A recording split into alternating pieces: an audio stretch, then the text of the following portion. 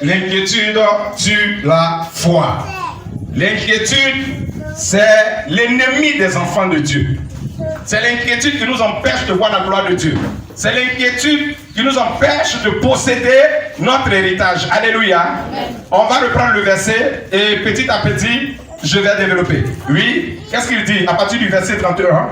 Ne vous inquiétez donc point. Il dit, l'Éternel nous dit, ne vous inquiétez donc point. Disposez-vous, bien-aimés, disposez-vous, écoutez la parole de Dieu, s'il vous plaît. Ce message vient pour délivrer quelqu'un. Amen. Voilà, ne vous laissez pas distraire. Soyez concentrés, car le Seigneur a quelque chose pour toi ce matin. Dis Amen si tu es d'accord. Alléluia. La Bible dit, ne vous inquiétez de rien. Est-ce que quelqu'un a compris? Amen. Dieu sait que tu auras des problèmes. Dieu sait que l'inquiétude frappera à ta porte. Oui, parce que lorsqu'on est enfant de Dieu, nous sommes appelés à résoudre les problèmes. Est-ce que quelqu'un comprend de quoi je parle? Je disais tantôt que la vie chrétienne, c'est comme un bateau sur l'eau. Quel que soit les vents contraires, quelle que soit la tempête, bien aimé, nous allons à bon port, c'est-à-dire à notre destination. Est-ce que quelqu'un comprend? Amen. Donc les problèmes, tout ça là, nous on s'en fout. Est-ce que quelqu'un comprend? Amen. Dieu a ordonné aux problèmes de nous obéir. Écoutez très bien. Si tu écoutes cette prédication avec ton cœur bien-aimé, je peux t'assurer que dès aujourd'hui même tu entreras dans ta destinée. Dis Amen. Amen. Confirme encore ton Amen. Amen. Alléluia. Est-ce que quelqu'un peut acclamer Jésus? Oh yes. Alléluia. Donc il dit, oui, allons dans la lecture rapidement, je vais commencer. Oui. Ne vous inquiétez donc point. Ne vous inquiétez donc point. Et ne dites pas. Et ne dites pas. Que mangerons-nous? Que mangerons-nous? Que boirons-nous? Que boirons-nous? De quoi serons-nous vêtus? De quoi serons-nous vêtus? Car toutes ces choses. Car toutes ces choses. Ce sont les païens qui les recherchent. Ce sont les païens qui les recherchent. On va s'arrêter là. Alléluia. Amen. La Bible dit un enfant de Dieu ne doit pas s'inquiéter de ce qu'il va manger, de ce qu'il va boire, de comment il sera vêtu. Pourquoi? Parce que ces choses, ce sont les païens qui les recherchent. Donc quand tu es enfant de Dieu et que tu t'inquiètes, ça voudrait dire que tu es païen. Est-ce que quelqu'un comprend? Amen. Ça voudrait dire que tu n'es pas enfant de Dieu. Laisse-moi t'expliquer. Dieu a ordonné, quand tu prends, finis le texte. Votre Père Céleste, vous entendez, il dit votre Père Céleste, c'est que vous en avez besoin. Il sait que vous en avez besoin. Amen. Alléluia. Amen. Maintenant tu prends le verset 34. Il dit quoi? Ne vous inquiétez donc pas du lendemain. Il dit ne vous inquiétez donc pas du lendemain. Car le lendemain, est-ce que quelqu'un comprend? Car le lendemain aura soin de lui-même. Aura soin de lui-même. À chaque jour suffit sa peine. À chaque jour suffit sa peine. Amen. Amen. Amen. Ça voudrait dire que Dieu a ordonné au lendemain de prendre soin des enfants de Dieu. Est-ce que quelqu'un comprend? Amen. Dieu a créé le jour, Dieu a parlé au jour. Il a dit, lendemain, à compter de maintenant, tu reçois l'ordre de t'occuper de mes enfants. Mes enfants n'auront pas à s'inquiéter. Mais toi, tu vas t'inquiéter de comment ils vont manger, comment ils seront vêtus, comment ils vont dormir. Est-ce que quelqu'un comprend? Donc Dieu a parlé au lendemain. Mais le lendemain cherche la foi. Le lendemain cherche les enfants de Dieu afin d'obéir à la parole de Dieu. Est-ce que quelqu'un me comprend? Est-ce que quelqu'un m'écoute même? Donc quand tu n'as pas la foi, le lendemain ne te reconnaît pas. Est-ce que vous suivez? Quand tu t'inquiètes, le lendemain ne te reconnaît pas. Pourquoi? Parce que lui, il a reçu l'ordre de ravitailler que les enfants de Dieu. Est-ce que quelqu'un comprend? Il dit, à chaque jour suffit sa peine. Le lendemain prendra soin de lui-même. Ce n'est pas à toi de t'inquiéter. Bien aimé, tous les jours vous êtes là. Comment je vais faire? Oh, quand tu es toujours en train de t'inquiéter, est-ce que tu as le temps de t'occuper de quelqu'un? Quelqu'un qui est toujours en train de trembler. Et comment est-ce qu'il peut avoir la révélation que quelqu'un à côté de lui a besoin de son aide? Et quand tu continues un peu, à partir du verset 33, qu'est-ce qu'il dit? 33. Oui. Cherchez premièrement le royaume. Vous comprenez? Il dit cherchez, ne vous inquiétez pas, mais cherchez premièrement le royaume de Dieu et sa justice. Et toute chose vous sera donnée comme bonus. Est-ce que quelqu'un comprend? Amen. Donc au lieu de t'inquiéter, cherche à faire la volonté de Dieu. La volonté de Dieu c'est quoi? C'est toi donner à autrui, toi consoler autrui, toi aider les gens à se tenir debout. Mais si toi, tu penses que tu n'as toujours rien, comment tu peux donner à quelqu'un? Si tu es toujours en train de te lamenter, tu es toujours en train de t'inquiéter, tu ne peux pas voir une personne auprès de toi que toi, tu peux fortifier simplement par la parole. Est-ce que quelqu'un comprend? Ta préoccupation, ça doit être le bien-être d'autrui. Ça doit être comment est-ce que tu dois faire l'œuvre de Dieu. Il dit l'inquiétude. L'inquiétude qu'un enfant de Dieu doit avoir, c'est comment faire la volonté de Dieu. Est-ce que quelqu'un me comprend? Amen. Comment plaire à Dieu? Amen. Comment Dieu va dire celui-là ou celle-là, c'est ma fille, c'est mon fils bien-aimé, parce qu'il fait toujours ce qui m'est agréable. C'est à ça qu'on doit s'inquiéter. Mais on ne doit pas s'inquiéter pour les futilités. On ne doit pas s'inquiéter pour la nourriture. On ne doit pas s'inquiéter pour le loyer, du moins. Toutefois que tu t'inquiètes pour ton loyer, voilà pourquoi est-ce que tu as du mal à payer le loyer. Pourquoi? Parce que le lendemain, lui-même, te crée des problèmes. Est-ce que quelqu'un comprend? Amen. Il dit que regardez les oiseaux du ciel. Oh, j'aime tellement cette parole. Suivez très bien. Il dit regardez les oiseaux du ciel. Ils n'ont ni plantation, ni grenier, ni corbeille, ni huche, ni compte en banque, ni Orange Money, ni Move Money, ni MTN Money. Est-ce que quelqu'un peut compléter? Ils n'ont pas de poche, ni sac à main, ni kissou. Alléluia. Ni kissou. Mais tous les jours, les oiseaux mangent à leur faim. Votre Père prend soin d'eux. À plus votre raison, vous mes enfants. Si Dieu peut nourrir les oiseaux du ciel tous les jours, c'est pas toi un enfant de Dieu qui est fait à l'image de Dieu, selon la ressemblance de Dieu, que Dieu va laisser mourir de faim. Le problème, c'est que Dieu ne peut pas agir en dehors de sa parole. Dieu a déjà ordonné au lendemain de prendre soin de toi en condition que tu ne t'inquiètes plus. Amen. Amen. Est-ce que quelqu'un me comprend? Amen. Oh, bien-aimé, arrête de t'inquiéter. Amen. Enfant de Dieu dit, je ne m'inquiète plus. Je ne m'inquiète plus. Non, je ne suis pas convaincu. Je ne m'inquiète plus. Oh, convainc-moi ce matin.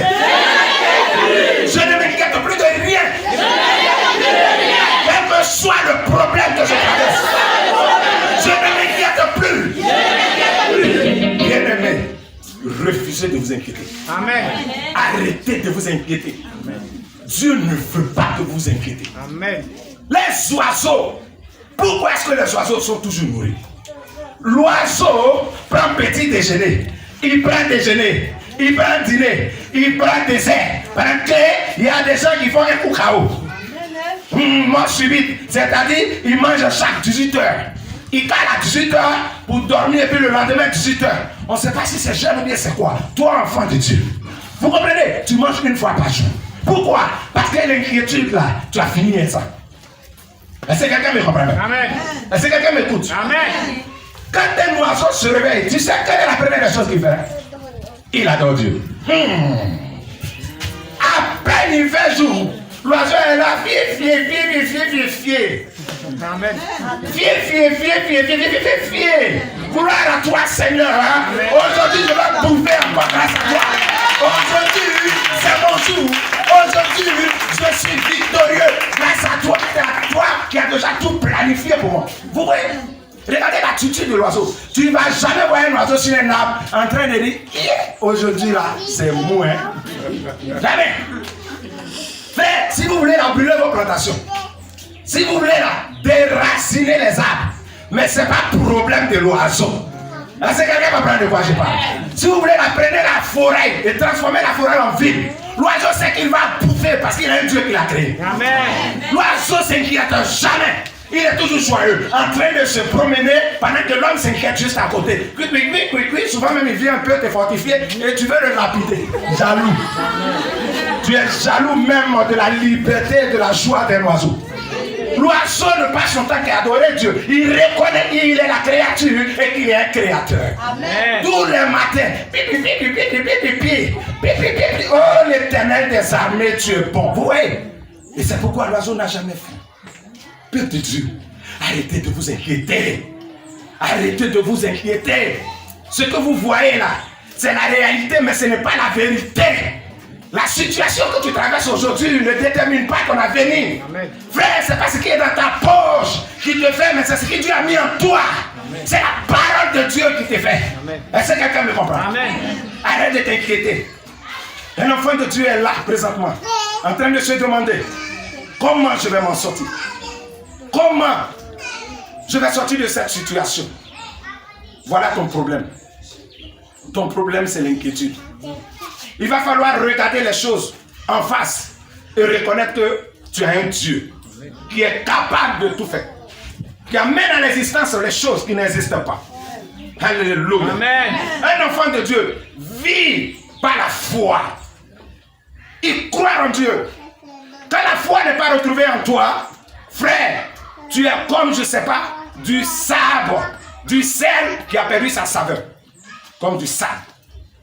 Voilà le problème. Il dit, mon juste vivra par la foi. S'il ne le fait pas, mon âme ne prend pas plaisir en lui. Est-ce que quelqu'un a compris? Tu es obligé de vivre par la foi. Tu es obligé de manifester la foi. Or, l'inquiétude tue la foi. Est-ce que quelqu'un comprend? Le fait de t'inquiéter est la preuve que tu ne crois pas en Dieu. Quand tu sais que ton père est ministre, ton père est président, est-ce que tu peux t'inquiéter pour des futurités? Mais le Dieu, que tu sais, est le roi des rois. Est-ce que quelqu'un comprend?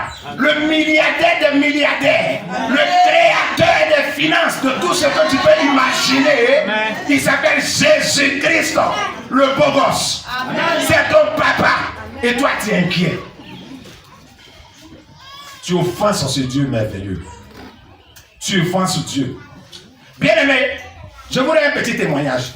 J'ai acheté un petit vélo pour ma fille. Et bizarrement, ma fille ne s'occupe pas du vélo. Ah, elle se lève le matin faire autre chose. Pendant un long moment, j'ai dit, mais l'enfant n'aime pas vélo là ou bien quoi.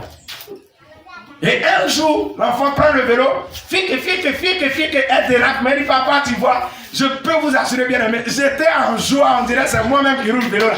Il a dit, vélo de l'enfant là, j'étais content comme ça, pourquoi? Parce que mon enfant est en train de manger le vélo. Est-ce que quelqu'un comprend? Je n'ai pas gaspillé l'argent.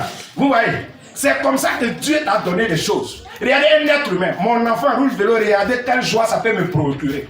Or, Dieu t'a légué la terre pour régner. Dieu t'a donné le pouvoir. Dieu t'a tout donné. Et puis Dieu te regarde. Tu es en train de subir la vie. Alors que tu as tout. Vous voyez comment ça peut être vexant. Est-ce que quelqu'un comprend? Amen. Et tu es là, tu t'inquiètes. Pour des futurités. Tu as peur. Preuve que tu ne crois pas en Dieu. Proverbe 15, chapitre 15, verset 15. Il nous apprend quoi? Écoutez. Proverbe chapitre 15, oui, au verset 15. Qu'est-ce qu'il dit? Tous les jours du malheureux sont mauvais. Il dit tous les jours d'un homme malheureux sont mauvais. Mais le cœur content est un festin perpétuel. Est un festin perpétuel. Est-ce que quelqu'un comprend? Amen. On dit quelqu'un qui est toujours en train de s'inquiéter là. Tous ces jours sont des jours de malheur. Parce que le fait de penser aux trucs négatifs, bien aimé, ça va attrister ton âme. Quand tu te mets à côté, et puis tu penses à ton malheur, tu penses à ton problème, tu penses à ta défaite là, tu penses que ça va t'apporter quoi? Qui par son inquiétude peut changer quelque chose dans sa vie? Personne, tu ne peux rien changer. Alors, mais pourquoi tu t'inquiètes donc? Si tu ne peux rien faire, c'est ce que la Bible nous dit. Si tu ne peux rien changer par ton inquiétude, mais arrête donc de t'inquiéter. Pourquoi? Parce que l'inquiétude a ses conséquences et le cœur content aussi a ses conséquences. C'est ce que le proverbe nous dit. Il dit l'homme qui se met à côté, mais problème, il est content. Si une personne même arrive, que la personne veut changer son humeur, il quitte là-bas. Laisse-moi dans mes problèmes. Toi, tu as créé problème. Tu es né venir trouver les problèmes. Et ils aiment, ils disent qu'ils ont des problèmes. Laisse-moi penser à mes problèmes. Tu ne penses pas aux solutions de tes problèmes. Est-ce que quelqu'un peut dire? Qu'est-ce que ça t'apporte? Tu dépéris, tu maigris, tu noircis, tu n'as plus l'appétit, tu es nerveux et tu es poisseux. Parce que rien de bon ne vient comme nouvelle. Pourquoi? Parce que c'est ce que tu attires vers toi. Laisse-moi t'apprendre ce matin. J'essaie de te faire comprendre que tu es responsable de ce qui t'arrive. C'est parce que les gens te font, c'est parce que les gens disent sur toi, mais c'est ce que tu acceptes qui détermine ton avenir. Ne vous amusez pas. Vous voyez ce matin, est-ce que quelqu'un sait que j'essaie de parler à un enfant de Dieu? Amen. Le Saint-Esprit veut délivrer un enfant de Dieu. Amen. Alléluia. Amen. Arrêtez de vous inquiéter. Soyez en joie. Soyez toujours en joie. Quand tu te réveilles, adore Dieu. N'attends pas de voir des villas d'abord. N'attends pas d'avoir la chose d'abord. Bien-aimé, il faut manifester la joie avant le miracle. Amen. Il faut croire que Dieu est capable de tout faire. Il faut commencer à lui dire merci. Comme Jésus-Christ a dit.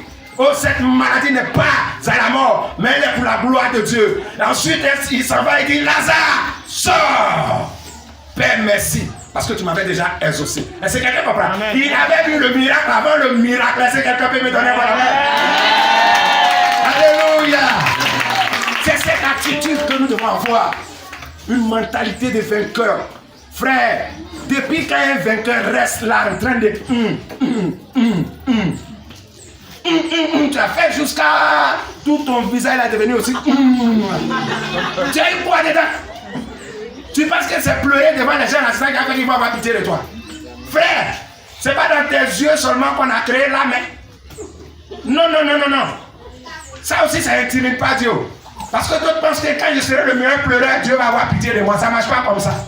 Dieu veille sur sa parole. Dieu veille sur sa parole pour les chausser. Il faut payer, il faut pratiquer la parole de Dieu et tu verras que ta vie va changer. Quelqu'un qui a des pensées positives, quelqu'un qui a la joie dans son cœur, bien aimé, il a pris le chemin de la victoire. Dis Amen. Alléluia. On va prendre Lamentation 13. Lamentation 3, s'il te plaît, verset 19 à 23. Qu'est-ce qu'il nous apprend? Quand je pense à ma détresse, Il dit quand je pense à ma détresse, écoutez bien, et à ma misère, et à ma misère, à l'absinthe à l'absinthe et au poison, et au poison, quand mon âme s'en souvient, quand mon âme s'en souvient, elle est abattue au-dedans de moi. écoutez très bien, mon âme est abattue au-dedans de moi. Pourquoi? Parce que je pense à mes problèmes, je pense à ma défaite, je pense à ma maladie, je pense à la pauvreté, je pense au célibat et ça devient un poison pour mon âme. Est-ce que vous écoutez? Ça devient un poison pour ton âme. Des pensées négatives. Le fait de t'asseoir et puis penser à tout ce qui est négatif, ça devient un poison pour ton propre corps, pour ton âme. Est-ce que quelqu'un me comprend? Amen. Pensez aux choses négatives. Avancez plus encore. Qu'est-ce qu'il dit? Verset 22. Oui. Voici ce que je vais repasser en mon cœur. Maintenant, le texte dit, voici ce que je dois repasser à mon cœur. Au lieu de penser au négatif, je dois être positif. Est-ce que quelqu'un comprend? Oui. Ce qui me donnera de l'espérance. Quelqu'un comprend? Ce qui me donnera de l'espérance. Les bontés de l'Éternel ne sont pas épuisées. Les bontés de l'Éternel ne sont pas épuisées. Un enfant de Dieu, quel que soit ce que tu traverses, tu ne dois jamais oublier que les bontés de l'Éternel ne sont jamais épuisées. Si tu as la capacité de transformer un être sous la comme moi, il peut aussi le faire pour toi. Si tu entends les témoignages d'autrui, c'est que Dieu continue encore de faire. Tu dois t'attacher à ça. Tu dois t'attacher au vainqueur. Il y a de bons témoignages. Arrête de t'accrocher aux perdants. Avance.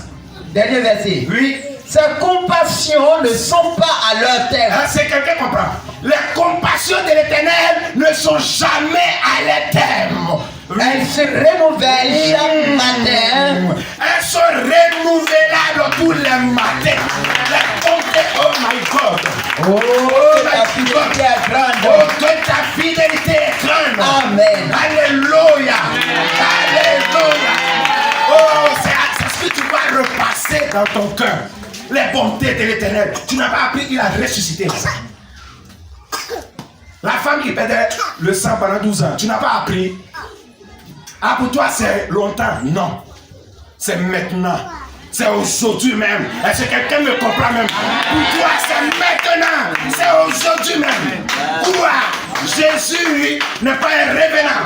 Jésus n'est pas mort. Il est le même hier, aujourd'hui, éternellement. Aujourd'hui, il a la capacité. D'ailleurs, il est en train de te visiter. Il est en train de te visiter maintenant. Dis, je ne pense plus à mes problèmes. Je crois en Jésus. Je crois qu'il est mort à la croix pour moi. Parce que je suis guéri de toute infimité, de toute pauvreté, de toute malédiction.